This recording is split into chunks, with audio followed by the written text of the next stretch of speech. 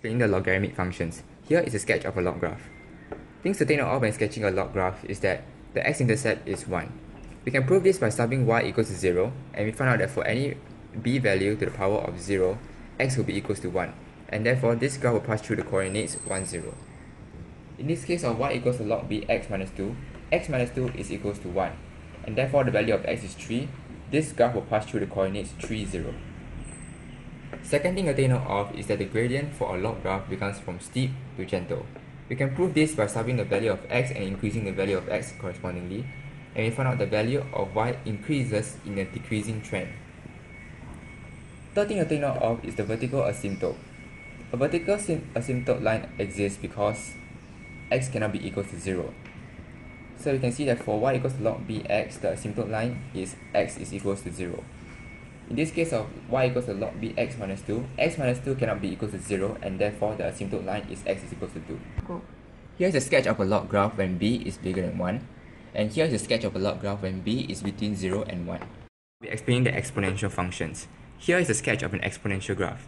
Things to take note of when sketching an exponential graph is that the y-intercept is 1.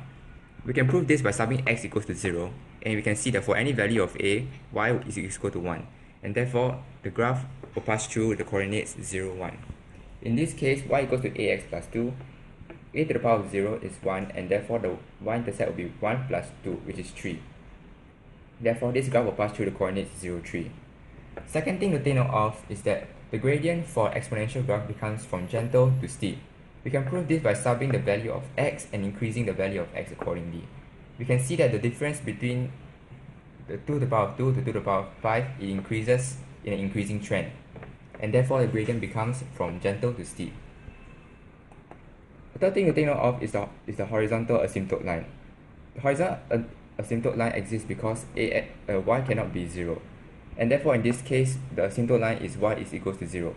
In this case, y equals to ax plus 2, the whole graph shifts vertically outwards by 2, and therefore the horizontal asymptote line will be y equals to 2. Cool. This is how the graph looks like when a is bigger than 1. And this is how the graph looks like when a is in between 0 and 1. Explaining the relationship between y equals to exponential x and y equals to ln x. The relationship is that they are reflection about the line y equals to x. We can prove this by subbing y equals to x to y equals to exponential x, and we end up with y equals to ln x, and therefore there are reflections about the line y equals to x.